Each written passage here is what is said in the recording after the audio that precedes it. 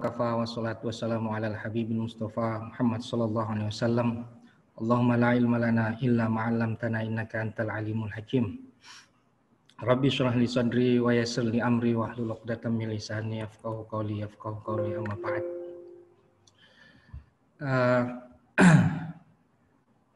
Sebelumnya saya ucapkan terima kasih kepada Ustadz Syafaat selaku moderator dalam majelis ini, Saturday Forum INSIS. Kemudian takzim saya kepada seluruh keluarga INSIS, terutama guru-guru saya, Ustadz Hamid, kemudian Ustadz Henry, Ustadz Syamsuddin Arif, kemudian Ustadz Adian Husaini, nafa'ana bi ulumihim. Semoga kita mendapatkan manfaat dari ilmu-ilmu yang mereka berikan. Ini satu kehormatan bagi saya bisa hadir di forum ini. Saya tidak tahu atas dasar apa saya diundang, karena rasa-rasanya belum pantas untuk sharing dalam forum ini. Baik, ala kulli hal, tema yang akan saya sharingkan pada kesempatan kali ini adalah menimbang gagasan psikologi transpersonal. Sebenarnya ini bagian dari tesis saya dulu waktu S2 di tahun 2014. Sebenarnya saya nggak tahu perkembangan psikologi ini sampai sekarang ini. Tidak tahu detailnya bagaimana sekarang ini. Tapi kenapa saya angkat ini sebagai topik bahasan saya pada waktu itu? Karena ini saya singkat TP ya, Transpersonal Psychology. Karena ada klaim dari pengusungnya bahwa pendekatan atau gagasan mereka tentang spiritualitas atau pengalaman spiritual atau pengalaman transenden itu diklaim sebagai pendekatan yang integral dan universal. Dan ini saya agak salut juga dengan Barat. Klaim mereka sangat percaya diri, sangat very confident, hingga ada istilah juga perasaan superiority complex, sehingga klaim-klaimnya itu kemudian digeneralkan, kemudian dianggap yang paling integral, dan mereka anggap sebagai jembatan untuk menengahi gap antara agama dan sains. Sebenarnya itu masalah di mereka di Barat. Kita sebagai dalam Islam tidak ada gap antara sains dengan agama, kecuali pada hal-hal tertentu. Tapi saya rasa kita rukun-rukun saja dengan sains. Kemudian mereka mengklaim juga bahwa pandangan mereka, gagasan mereka itu mempertemukan Barat dan Timur, dan kemudian melampaui seluruh tradisi mistik dan agama dalam pencarian spiritualitas atau search meaning of life, pencarian makna hidup. Itu mereka klaim bahwa pendekatan mereka itu melampaui ajaran-ajaran mistik dan agama, karena mereka anggap bahwa ajaran agama itu tidak bisa menghasilkan spiritualitas yang genuine, karena di dalam agama itu ada truth claim, pengakuan bahwa agamanya yang paling benar, dan itu bagi mereka adalah problematik. Kemudian alasan berikutnya bahwa ada kecenderungan pengusungnya atau transpersonalis itu menyamakannya dengan tasawuf. Padahal kalau kita rujuk apalagi restatement Syekh Naqib Al-Atas dalam karya-karyanya itu, bahwa setiap istilah atau disiplin keilmuan itu ada basis ontologisnya masing-masing, karena ada perbedaan worldview di situ. Jadi tidak bisa disamakan secara membabi buta seperti itu. Memang di Indonesia kajian psikologi transpersonal kalau saya amati memang kurang begitu populer, dan di Barat pun psikologi ini masih banyak mendapatkan pertentangan. Tapi kalau saya lihat praktek-praktek terapi transpersonal seperti training peningkatan spiritual melalui musik-musik yang evokatif, kita para hadirin dan hadirat yang jamaah Saturday Forum mungkin bisa memberikan contoh yang konkret di apa yang dilihat di tempatnya masing-masing. Kemudian ada praktek meditasi, yoga, dan lain-lain. Ini banyak dilakukan.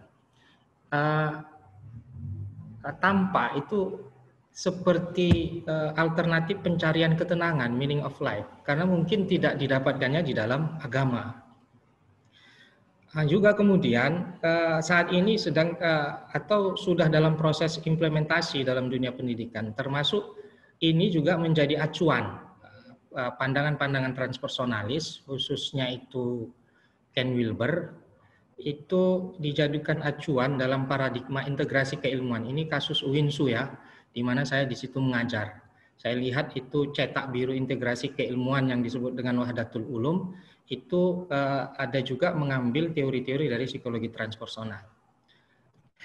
Kemudian ini juga karena saya lahir, saya hidup dalam tradisi intelektual yang itu basisnya Islamisasi sains, itu di ISIT dan sekarang Unida Gontor, maka saya ingin mencoba melakukan kritik terhadap gagasan psikologi transpersonal, dan ini berangkat dari semangat Islamisasi karena adanya corruption of knowledge. Jadi teori-teori yang tampak seperti ilmu padahal bukan ilmu. Jadi untuk mengurai itu sebenarnya kita kalau kita lihat dalam paradigma ini itu persis seperti dalam isyarat dalam surah Al-Kahfi itu, wa indzirul ladzina qalu ittakhadallahu walada ma lahum bihi min ilmi wala li abaihim kaburat kalimatan takhruju min afwahihim iyaquluna illa kadzibah. Ini menunjukkan bahwa pernyataan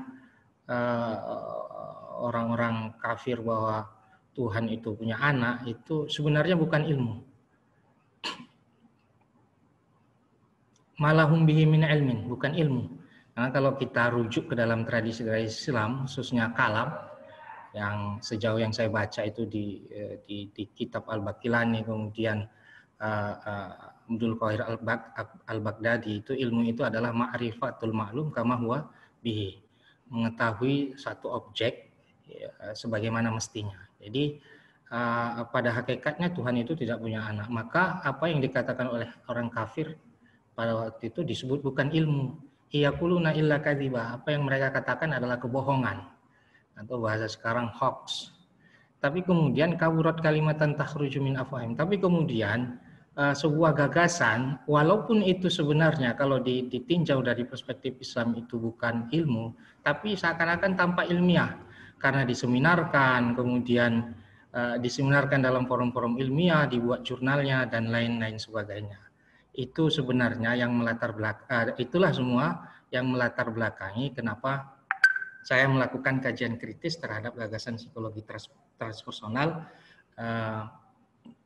terutama pada pandangan-pandangan mereka tentang spiritual experience atau spirituality. Baik, sebelum ke arah saya mau menjelaskan dulu makna TP. TP ini maksudnya bukan tebar pesona, ya, transpersonal psychology. Ya, ini secara logotan, secara bahasa transpersonal itu berasal dari trans dan person, self. Trans itu artinya above, di atas, person itu artinya diri, jadi melampaui diri. Artinya pengalaman yang berada di luar pengalaman yang sifatnya fisik, artinya spiritual, transenden ya. Kemudian kalau di dalam dunia psikologi, keadaan yang disebut transpersonal itu seperti self, transcendent, kemudian unity consciousness, rasa kebersatuan, peak experience dalam istilahnya Abraham Maslow, itu pengalaman puncak dan ekstasi, mystical experience, fana dan lain sebagainya. Ini menjadi garapan di dalam psikologi transpersonal. Nah, psikologi transpersonal ini disebut sebagai the fourth force, aliran psikologi. Yang berbeda dengan the first force itu positivistic or behaviorist theory, behaviorism. Kemudian ada classical psychoanalytic theory, itu yang digagas oleh Sigmund Freud, itu disebut dengan mazhab kedua, second force, dan humanistic psychology yang digagas oleh Abraham Maslow, the third force, mazhab ketiga. Nah, ini disebut dengan mazhab keempat. Yang membedakannya dengan psikologi lainnya itu, the fourth force atau psikologi transpersonal ini fokus pada spiritual side of human being, yang itu tidak ada tempatnya dibahas secara sistematik dalam ketiga psikologi sebelumnya. Nah, itu sekilas tentang TP, arti TP. Kemudian historisitas. Tentu sebagai sebuah mainstream keilmuan dalam dunia psikologi itu tidak ada yang vakum histori, artinya ada sabab kelahirannya. Ya, psikologi transpersonal ini muncul pada pertengahan 1960-an oleh kelompok psikologi dan psikiater. Itu diantaranya ada Anthony Sutih, kemudian Maslow, kemudian Stanislav Grof, yang belakangan ini kemudian muncul Ken Wilber, banyak yang bergabung sebagai kritik terhadap tiga mazhab psikologi. Kemudian setelah itu terbentuk ATP, Association of Transpersonal Psychology. Kemudian mereka membuat melaunching jurnal, disebut Journal of Transpersonal Psychology. Ini bisa diakses jurnal ini. Kalau dilihat perubahan mainstream psikologi ini pengamatan dari Fritjof Capra. Ini di dunia barat perubahan dalam mainstream bidang-bidang keilmuan, baik sosial maupun sains, itu banyak dipengaruhi oleh perubahan paradigma fisika. Makanya dikatakan oleh Capra itu, science of physics has a powerful influence on the changing of psychologist's mainstream in the history of psychology. Jadi paradigma fisika itu banyak mempengaruhi mainstream psikologi di dalam psikologi. Kalau dulu makanya pada mazhab behaviorism, psikoanalisis itu banyak dipengaruhi oleh paradigma yang menaunginya, itu berpijak pada paradigma fisika Newtonian Cartesian yang melihat realitas ini secara mekanistik atau dunia ini secara mekanistik, termasuk pada manusia. Jadi kalau di dalam fisika, dalam paradigma itu ya yang menimbulkan kesadaran karena ada otak yang sifatnya fisik itu. Kemudian berubah ke paradigma fisika modern. Ini yang ditemukan oleh Einstein dan kawan-kawannya. Di situ ditemukan bahwa di balik dunia ini ada yang disebut dengan energi. Makanya ada misalnya sebab akibat itu tidak deterministik, tapi dia ada faktor yang menyebabkan itu berubah. Mereka ada yang menyebutkan dengan faktor X, di dunia fisika disebut energi. Kemudian di dalam kehidupan sosial, saya tidak tahu bagaimana ini ya. Pokoknya ini terjadi di tahun 1900-an. Baru kemudian di dalam kehidupan sosial muncul era baru yang disebut dengan the New Age era. Ini di Eropa, kalau tidak salah ini di tahun 1960-an. Itu ilmuwan-ilmuwan dari kalangan barat itu mulai melakukan pencarian makna hidup dari tradisi mistik timur seperti Zen, Taoisme, kemudian Sufisme. Itu mereka melakukan pencarian hiduplah ke dalam tradisi mistik. Ini juga lah yang memberikan pengaruh terhadap perubahan paradigmatis dalam psikologi yang kemudian melahirkan namanya psikologi transpersonal.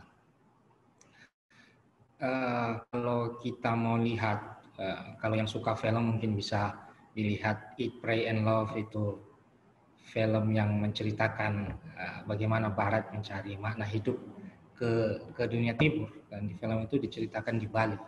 Kemudian ada Thousand Words, itu film-film yang menggambarkan bagaimana tradisi New Age di Eropa, di Barat. Oke, itu sekilas historis. Tampak di sini bahwa memang tradisi keilmuan di Barat itu purely scientific karena basis epistemologisnya tidak ada didasari oleh wahyu, bahkan mereka trauma terhadap agama. Oleh karena itu purely scientific, paradigmanya purely scientific dan senantiasa mengalami perubahan. Makanya saya teringat dengan ucapan Akbar S. Ahmed kalau nggak salah itu. Barat itu, tradisi keilmuan Barat itu the way without return, ya jalan tanpa ada jalan pulang untuk kembali. Baik, sebagai mainstream keilmuan dalam psikologi, TP ini memiliki theoretical framework. Ini saya dapatkan dari jurnal psikologi. Memang psikologi transpersonal ini banyak mengadaptasi teori-teori dari tradisi mistik atau ajaran tradisi mistik, agama, dan kemudian teori-teori psikologi, tapi yang memungkinkan mereka untuk mengambil secara eklektik teori-teori tersebut, ajarannya tersebut adalah karena mereka memakai, karena theoretical framework mereka berdiri di atas perennial philosophy, filsafat perennial yang disebut Huston Smith itu sebagai primordial tradition. Dalam studi agama, perennial philosophy ini masuk dalam klan ya dari religious pluralism, pluralisme agama yang menyamakan bahwa pada hakikat, yang menyatakan bahwa pada hakikatnya semua agama sama. Baik, itu theoretical framework. Kemudian apa yang berubah? Karena sebelum-sebelumnya itu berbeda, psikologi itu memandang manusia, mengkonsepkan manusia. Nah, dalam TP, dalam transpersonal psychology, manusia dianggap sebagai spiritual being dan quasi independent. Spiritual being adalah makhluk spiritual dan mempunyai kehendak yang tidak sepenuhnya punya kehendak. Artinya ada intervensi kekuatan yang luar biasa, atau kita sebut Tuhan. Nah, manusia itu lahir dari proses involusi dari Godhead atau Tuhan yang maha besar sebagai sumber segala sesuatu, kemudian memancar darinya realitas, hampir mirip dengan emanasi dalam filsafat Plato. Baru kemudian di sana melahirkan kesadaran-kesadaran. Ada yang disebut dengan pre-personal consciousness.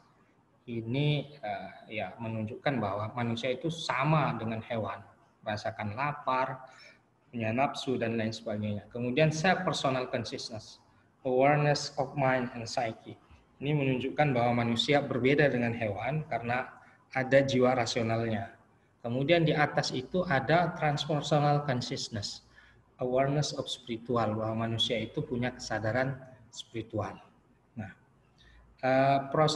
karena dia lahir dari proses involusi, itu berasal dari Tuhan dan nanti akan kembali ke Tuhan.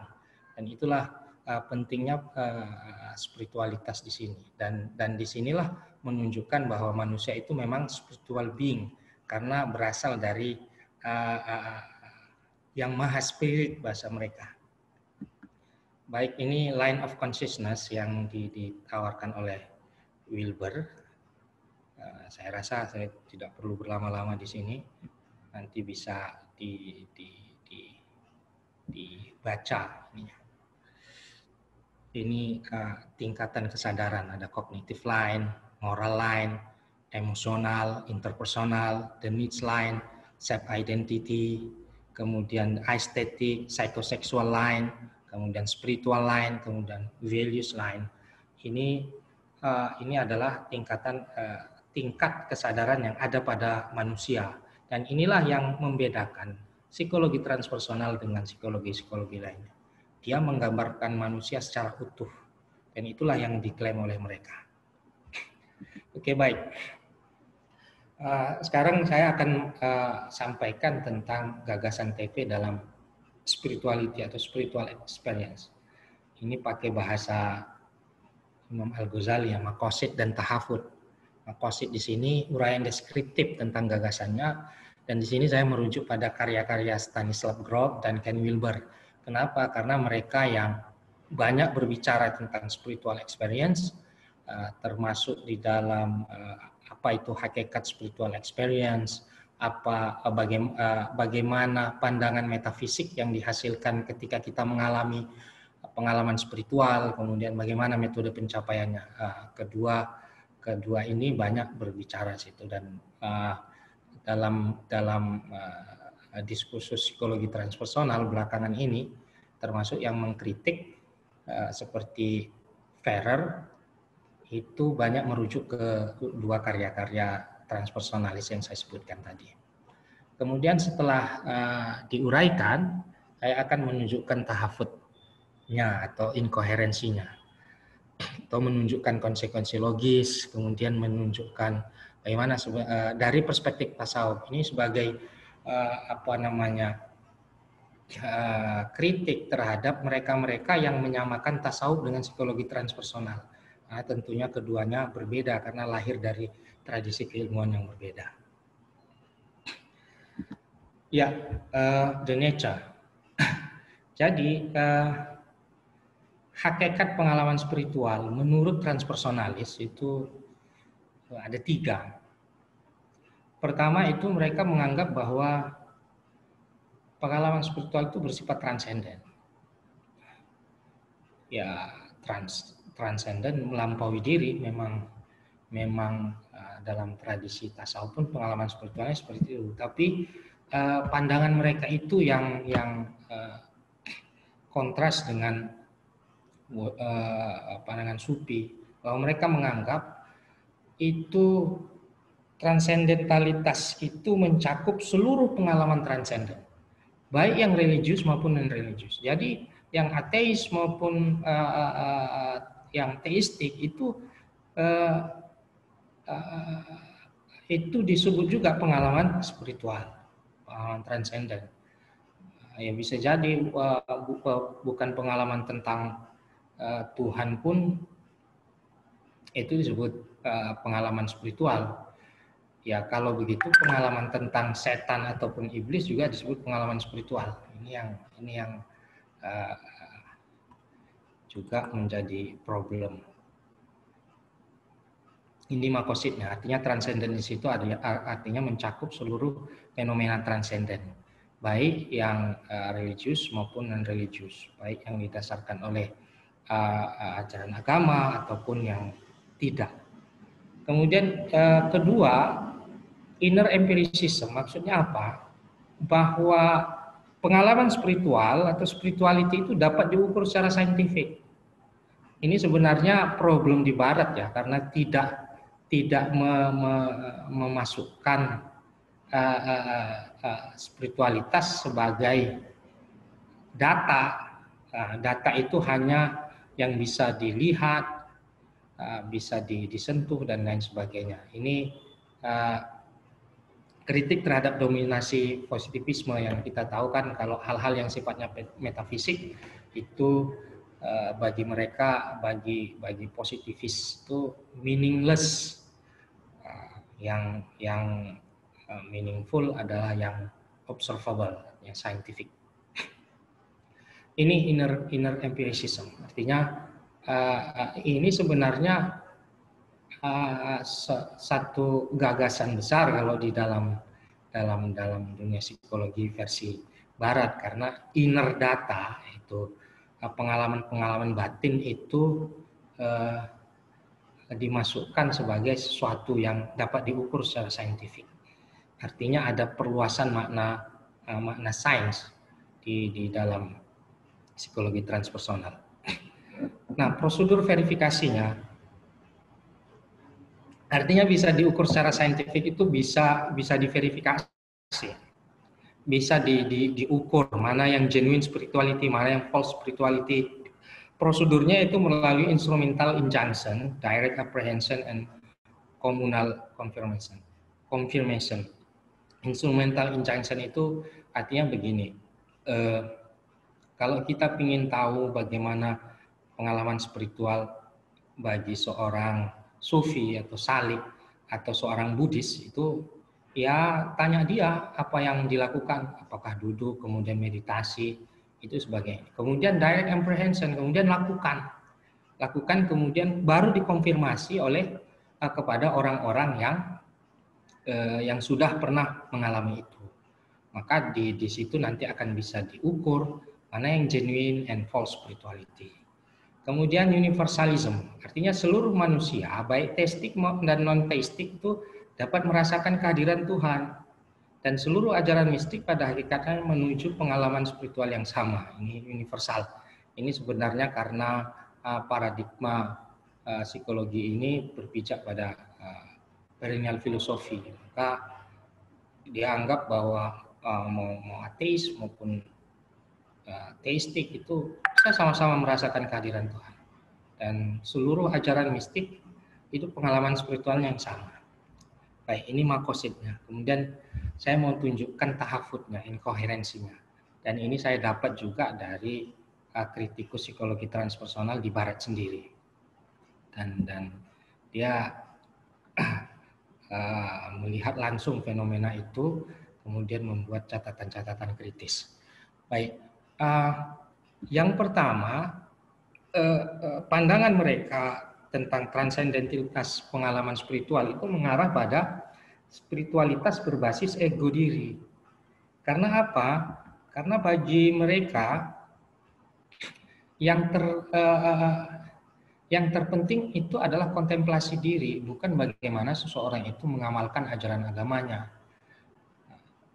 Maka fenomena ini kemudian dilihat oleh kritikus tadi, George Inferrer itu yang mengkritik, itu dia lihat masyarakat Barat itu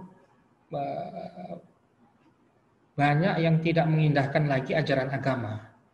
Jadi spiritualitas itu hanya dipahami sebagai praktek, misalnya yoga, meditasi, tarian sufi, atau pelatihan-pelatihan yang fenomena di Indonesia juga ada seperti itu. Pelatihan-pelatihan dengan musik-musik yang evokatif, dan itu tidak berdasarkan ilmu. Dan memang ya dapat ketenangan, tapi hanya yang disebut tranquility, artinya ketenangan yang sifatnya sementara. Kemudian karena dia tidak dikonfirmasi pada ajaran-ajaran agama, ini melahirkan narsisme spiritual, narsis, merasa dirinya paling suci dan lain sebagainya. Karena tidak ada ukuran yang baku, dan communal confirmation tadi juga kepada diri masing-masing pengamal atau yang telah mengalami pengalaman spiritual. Dia tidak lagi mengindahkan ajaran agama atau tidak dikonfirmasi pada ajaran agama. Inilah yang mengakibatkan narsisme spiritual. Oke, itu tahafud yang pertama. Kemudian yang kedua, karena dia berbasis personal feeling, karena ego diri yang jadi pusat di situ, akhirnya mengarah pada apologetic justification. Karena dia berbasis pada personal feeling, jadi tidak ada ajaran yang menjadi topangannya, hanya diri. Jadi sumber kebenarannya itu diafirmasi oleh mata hati atau intelek.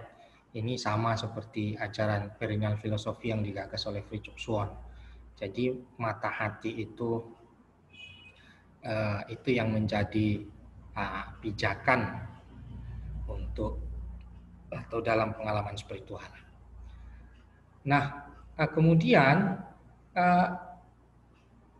demarkasi atau verifikasi yang dilakukan oleh Ken Wilber dan transpersonalis lain itu membuat batasan seperti ini, bahwa pengalaman spiritual yang berbasis pada ajaran agama itu dianggap sebagai false spirituality. Jadi spiritualitas yang didasarkan oleh ajaran agama karena di dalamnya ada truth claim, dan bagi mereka truth claim itu problematis kalau diterapkan dalam kehidupan spiritual. Maka itu dianggap sebagai false spirituality. Dan yang genuine spirituality adalah yang berbasis pada kontemplasi diri itu. Kemudian yang ketiga, klaim universalisme yang menganggap bahwa seluruh individu dapat mencapai pengalaman spiritual baik yang ateis maupun teistik. Kemudian seluruh pengalaman spiritual dalam tradisi mistik itu pada hakikatnya mengarah pada pengalaman spiritual yang sama. Itu kalau di awalnya itu mereka anggap itu hasil dari observasi mereka kepada seluruh tradisi mistik baik di barat maupun timur. Tapi kemudian setelah ditelusuri, apa yang mereka klaim itu bersifat a priori. Jadi hanya didasarkan oleh filsafat perennial. Jadi tidak ada observasi atau kajian yang objektif yang mereka lakukan kepada tradisi mistik, atau mereka sudah punya asumsi sendiri, kemudian dicari sampel-sampel yang sesuai dengan asumsi mereka, atau kedua mereka tidak melakukan sama sekali penelitian itu. Bisa banyak kemungkinan lah. Kemudian universalisme ini membawa paham esensialisme, menyukai esensi yang mereka anggap esensi dari ajaran agama, tapi mengabaikan ajarannya. Itu ada juga yang ikut tarian sufi, tapi tidak suka dengan ajarannya, misalnya ajaran tauhidnya dan lain sebagainya. Dan universalisme ini sebagaimana yang sudah saya jelaskan itu berpijak pada filsafat perennial yang memisahkan wilayah eksoterik dan esoterik dalam mencapai pengalaman spiritual, dan ini tidak berlaku di dalam tradisi Islam. Baik, itu tahafut dari hakikat pengalaman spiritual. Hadirin dan hadirat jamaah Saturday Forum yang saya hormati. Baik, kemudian yang kedua, the metaphysical vision. Jadi setiap orang yang melakukan perjalanan spiritual dan mencapai pengalaman puncak itu merasakan mencapai pandangan metafisik yang mereka sebut dengan non-dual. Non-dual itu kebersatuan, artinya tidak mendual. Artinya tidak ada lagi pandangan dikotomis. Pandangan ini mengarahkan seorang yang mengalami itu dalam pengamatan mereka, dalam pandangan mereka, seseorang pada sebuah keyakinan bahwa alam ini adalah ilusi. Wujud sebenarnya adalah Tuhan dan Tuhan adalah alam. Jadi pandangan ini juga mengarahkan bahwa pemahaman kemungkinan kebersatuan manusia, Tuhan dan alam secara esensial. Ini yang mereka pandang, bahwa metaphysical vision, pandangan metafisik yang dialami oleh pengalam spiritual itu disebut dengan non-dual. Baik yang dalam tradisi sufi ada yang disebut fana, kemudian dalam tradisi mistik lainnya, dalam tradisi mistik Kristen dan lain sebagainya, itu mereka sebut pandangan non-dual. Dan ini basic belief-nya adalah alam adalah ilusi, wujud sebenarnya adalah Tuhan, dan Tuhan adalah alam. Dan berbasis pandangan tersebut bahwa ada kebermungkinan kebersatuan manusia, Tuhan dan alam secara esensial. Nah, lagi-lagi pandangan ini sebenarnya berpijak pada cosmological theory of perennial philosophy, pandangan kosmologi dari filsafat perennial. Ya, ada juga dari tradisi agama Timur yang mengatakan bahwa all this world is Brahman. Artinya di sini alam ini adalah Tuhan, Tuhan ini adalah alam. Ya, itu makosid yang dari mereka tentang metaphysical vision of spiritual experience. Tahapnya, bahwa pandangan itu tentunya kalau dilihat itu pandangan yang bersifat panteistik, dan ini berdampak pada paham adanya inkarnasi Tuhan, artinya bertahallul Tuhan ke dalam alam ini. Kemudian ada individual free will, karena basis ininya didasarkan oleh bahasa Suan itu intelek, maka ini akan ada dampak keinginan diri. Jadi nafsu manusiawi yang hadir di dalam spiritual experience-nya. Dan ini berujung juga pada paham bahwa alam ini abadi. Oke, kemudian the method. Karena dia berangkat dari pandangan perennial filosofi, maka metode untuk mencapai pengalaman spiritual itu sifatnya eklektik, artinya boleh comot sana comot sini, kemudian diramu menjadi satu pendekatan atau satu metode untuk mencapai yang mereka sebut dengan pengalaman spiritual. Ini jadi mereka mengambil dari berbagai tradisi mistik, agama, dan psikologi, teori-teori psikologi. Kemudian dalam metodenya itu, untuk mencapai pengalaman spiritual, mereka menafikan dogma agama dalam prosesnya. Jadi karena dianggap itu sebagai penghalang, karena masih ada truth claim di situ. Ya, tahafudnya, apa yang mereka dalam metode mereka itu mengarah pada sinkretisme, artinya ya campur aduk agama Hindu ini dan lain sebagainya, dicampur aduk menjadi satu metode tertentu yang mereka anggap mampu menggugah spiritualitas. Kemudian secara psikologis metode yang ditawarkan hanya sebatas perasaan. Memang ketika dilakukan terapi ini, memang mereka melihat bahwa orang-orang itu sadar bahwa ada kekuatan tertinggi, mungkin disebut Tuhan, tapi itu hanya perasaan psikologis yang hanya sebatas perasaan bahwa Tuhan itu ada, tidak lebih. Jadi tidak dialami. Kemudian yang dihasilkan, kalau kita ini nanti tinjau dari perspektif sufi, apa yang dihasilkan itu sebenarnya pseudo spiritual. Dalam bahasa sufi itu disebut makar nafas bisurah al-ilahiyah, karena tidak dikonfirmasi pada agama, dan agama ini juga kan ada yang benar, ada yang salah. Jadi tinjauannya basisnya hanya pada ego diri, sehingga karena nanti kita akan lihat bagaimana perspektif sufi.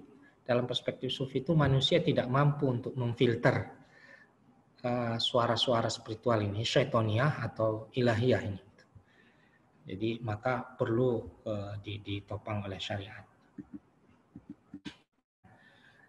Ini sufisme perspektif. Setelah melihat tahafudnya, perlu di sini saya jelaskan juga bagaimana perspektif sufi. Karena karena seperti yang saya jelaskan sebelumnya, ada pandangan bahwa tasawuf itu psikologi transpersonal itu sama dengan tasawuf. Jadi ini saya jelaskan. Ini dari Al-Atas ya, kemudian sufi-sufi awal dulu seperti Hakim Turmuzi, kemudian Ibn Arabi, kemudian Al-Ghazali. Ya, di sini perlu saya jelaskan juga dulu makna sufi itu. Sufism is the practice of the sacred law of religion or Sharia at the station of excellence. Al-amal asy-syariah fi maqamil ihsan. Ini arti tasawuf. Tasawuf itu mengamalkan syariat pada tingkatan ihsan. Ini yang perlu penting untuk dicatat, sehingga kalau klaim sebelumnya dari psikologi transpersonal itu kan menganggap tasawuf itu tidak berbasis pada syariah atau tidak ada truth claim, padahal tidak. Dalam tradisi tasawuf itu syariah menjadi landasan penting.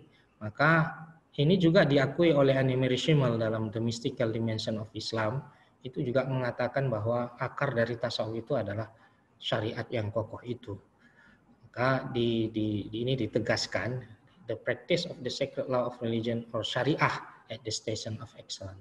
Ihsan itu merujuk pada hadis Nabi, anta budallah ka'annaka tarahu wa illam takun tarahu fa innahu yaraka. Ini adalah kesadaran eksistensial bahwa Allah itu membersamai kita, dan Allah itu meliputi apa saja di dunia ini, termasuk diri kita, sehingga lahir kesadaran eksistensial di situ, bahwa saya ini dilihat oleh Allah.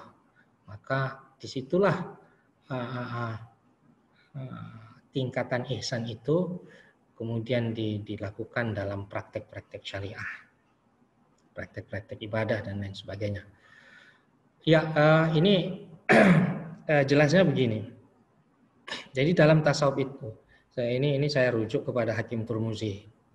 Ini skripsi saya dulu di S1. Itu pengalaman spiritual itu didasarkan pada 3. Pertama al-haq, syariah, yang terkait dengan ilmu halal dan haram atau disebut fikih. Karena ini mengantarkan pada sihah metode dalam mencapai pengalaman spiritual, sahnya ilmu halal dan haram. Dan ini wilayah eksternal, karena kan nampak ya, zahir. Itu dan ini menjadi pondasi di dalam praktek pengalaman spiritual. Yang kemudian yang kedua al-adal. Al-adal ini merujuk pada ilmu hikmah atau tasawuf, wilayah batin atau disebut pengetahuan hati, ilmu qalb. Nah, setelah syariat kemudian dikuatkan dengan ilmu hikmah tasawuf. Di sini kan diajari ikhlas, kemudian sabar, syukur dan lain sebagainya. Sehingga amal-amal syariah yang sifatnya zahir itu arahnya memang liwajihillahi ta'ala. Sehingga dia tidak melenceng.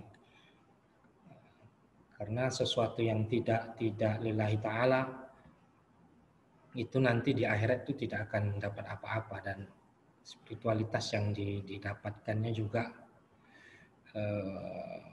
bisa dibilang sudo, palsu.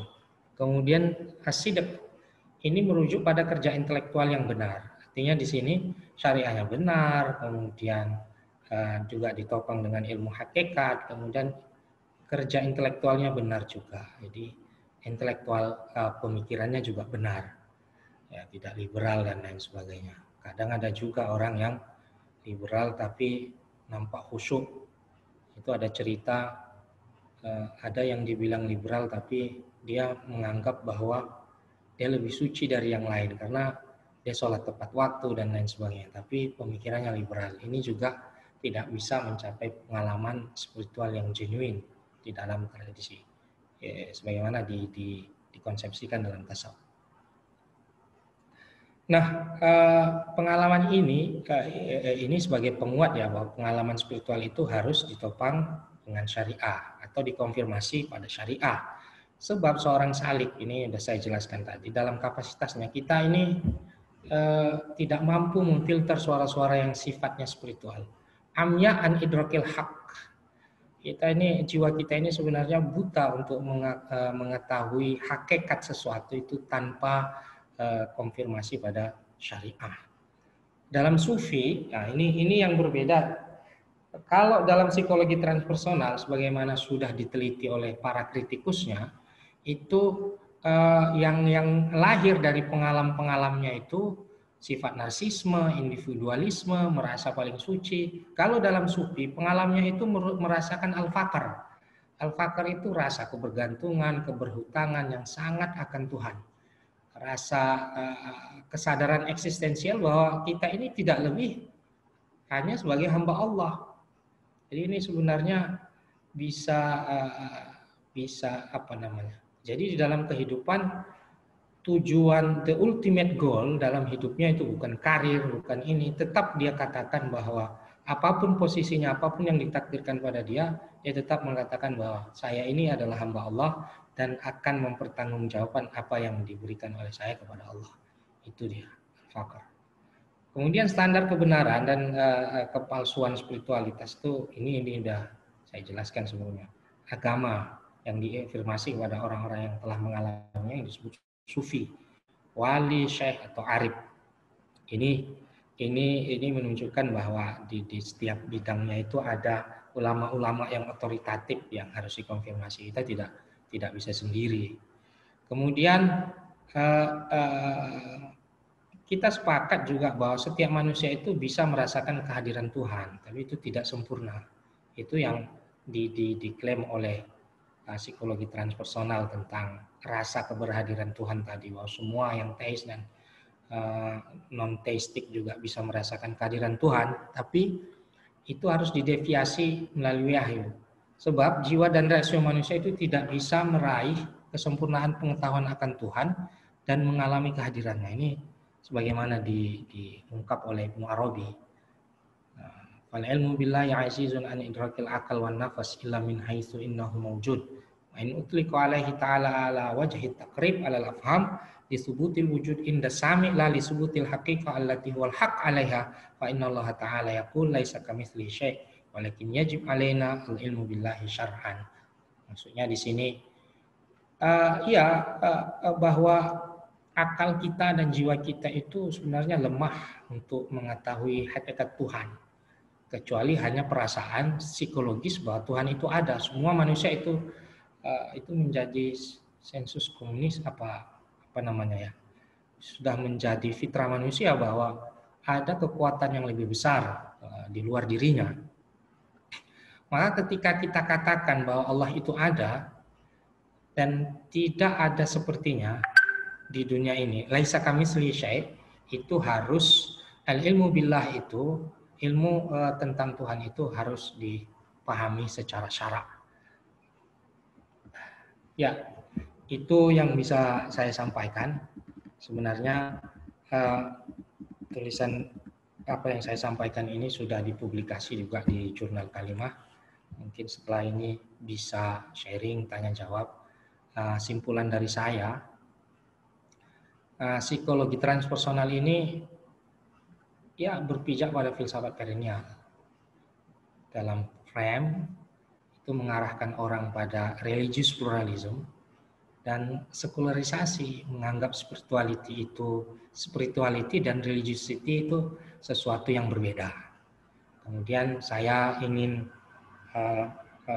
menyarankan kepada, mungkin di sini ada yang concern dalam bidang psikologi, itu saya menyarankan supaya sama-sama kita melakukan kajian-kajian lintas disiplin ilmu, ya, teori-teori psikologi barat kontemporer, kemudian dibuat kajian compare and contrast dengan tasawuf, karena psikologi barat sekarang ini sudah merambah ke dunia spiritual atau spiritual side of human being, dan itu dikaji secara khusus di dalam tasawuf, dalam tradisi keilmuan Islam. Itu saja yang dan semua harapannya nanti akan menghasilkan konsep spiritualitas manusia secara utuh gitu. Jadi tidak parsial dan tidak menafikan ruang agama dalam spiritualitas. Itu saja yang bisa saya sampaikan. Kurang lebihnya saya mohon maaf. Selebihnya kita tanya jawab. Saya kembalikan kepada Ustadz Syafaat. Fadol Ustadz. Yoga, tari-tarian sufi, kemudian praktek meditasi, ini dianggap mereka sebagai metode untuk mencapai pengalaman spiritual. Itu dalam disiplin keilmuan mereka. Tapi mereka kemudian menafikan bahwa yoga, tari-tarian sufi ini kan berasal dari tradisi mistik dari agama tertentu.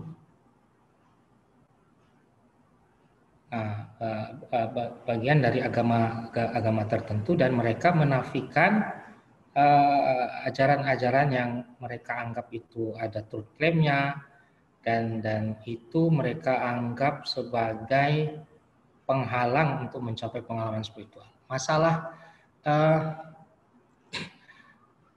kemudian ada juga praktek-praktek yang dilakukan oleh bahkan sebagian komunitas, sebagian kalangan dari mereka, dari Muslim, itu mengikuti yoga dan lain sebagainya. Itu bisa jadi begini,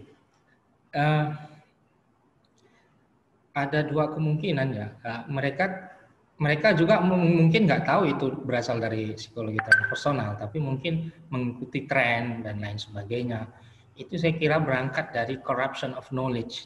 pengetahuan mereka yang tidak utuh tentang agama, kemudian itu menghasilkan loss of adab sehingga meletakkan pencapaian spiritual itu tidak pada tempatnya.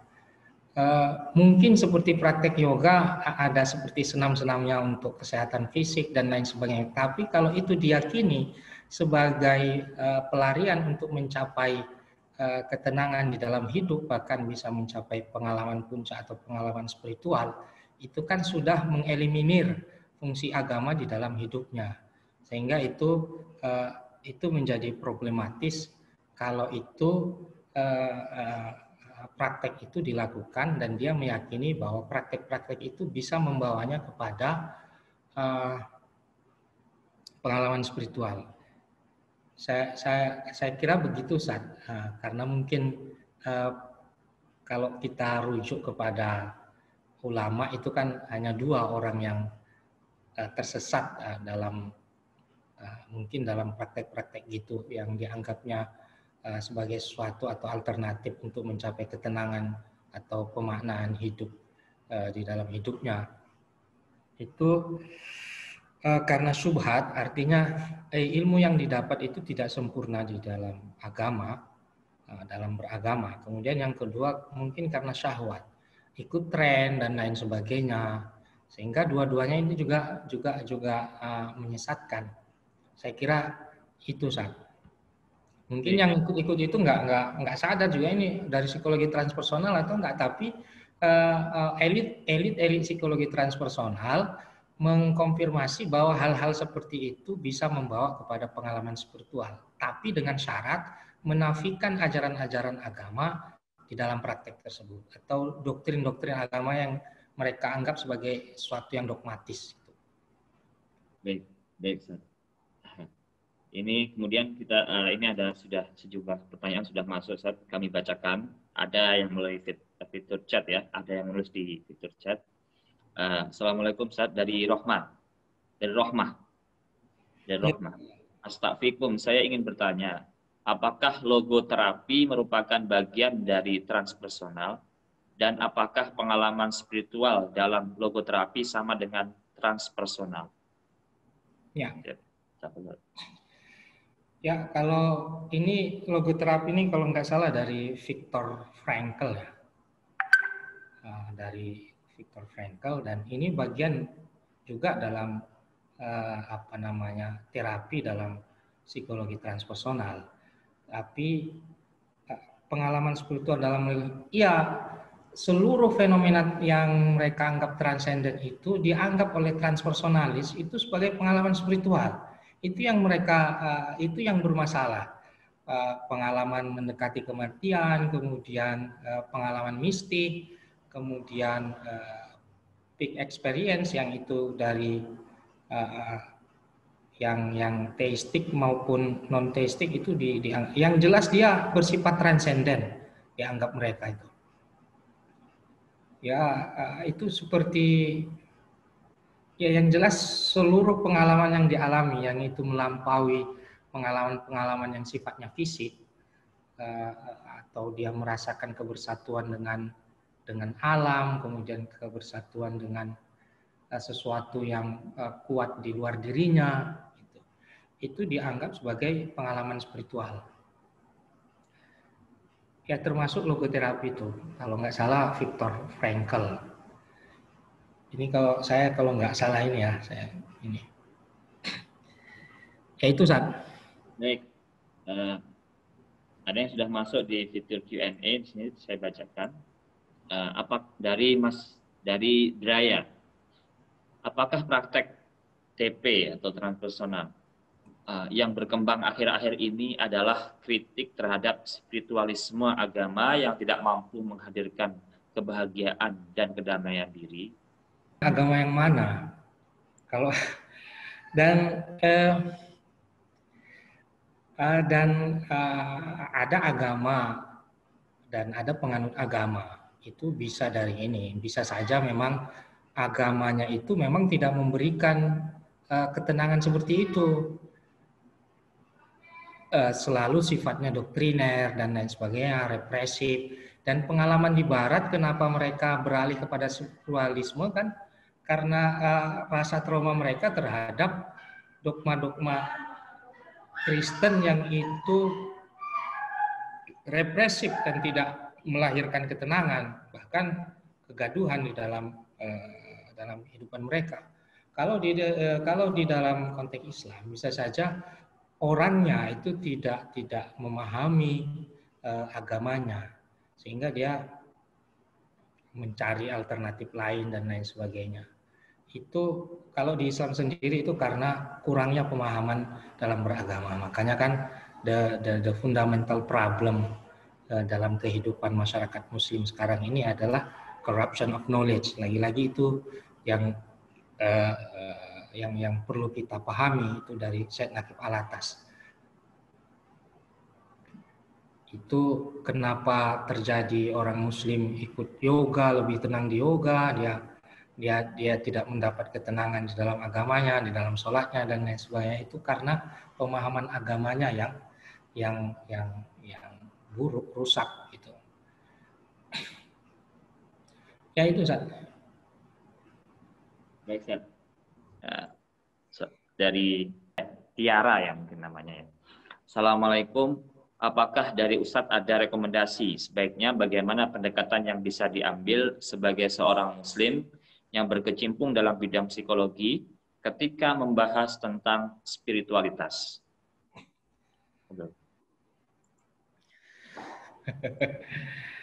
Ya, tradisi dalam Islam sudah jelas yang concern dalam spiritualitas itu tradisi keilmuannya disebut tasawuf.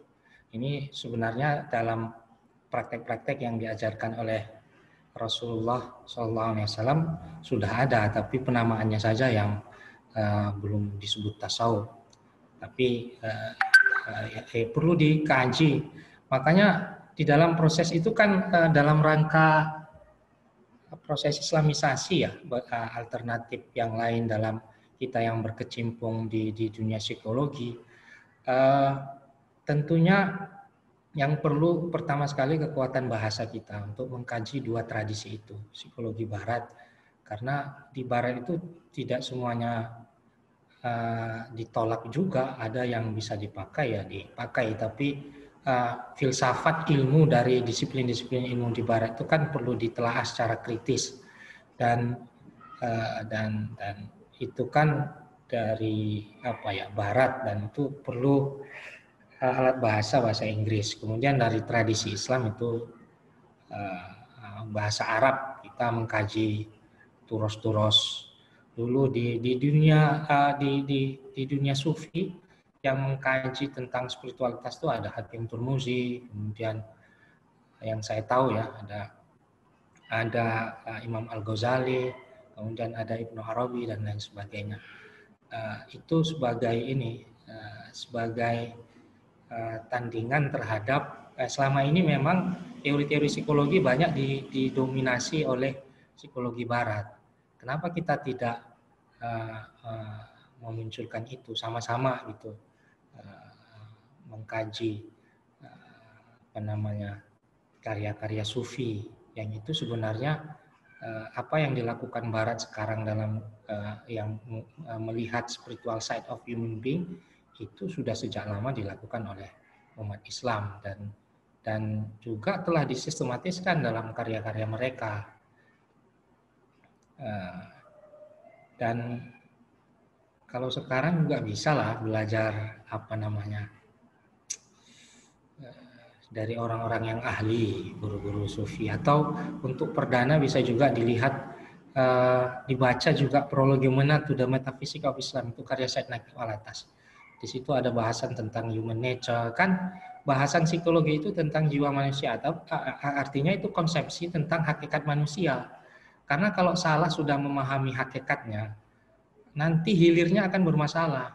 Maka penting itu di dalam Islam itu membahas hakikat jiwa itu apa, bagaimana dan lain sebagainya, dan itu dirujuk dari Al-Quran, hadis, dan sudah diramu oleh ulama-ulama kita dalam bentuk konsep-konsep yang terstruktur dan sistematis. Di situ itu saya kira itu, karena dalam Yang penting konsepsi manusianya sudah benar, maka treatment yang dilakukan juga akan benar. Terapi yang dilakukan juga akan benar. Karena hulunya sudah benar. Hakikat tentang sesuatu itu sudah benar. Begitu, Ustaz.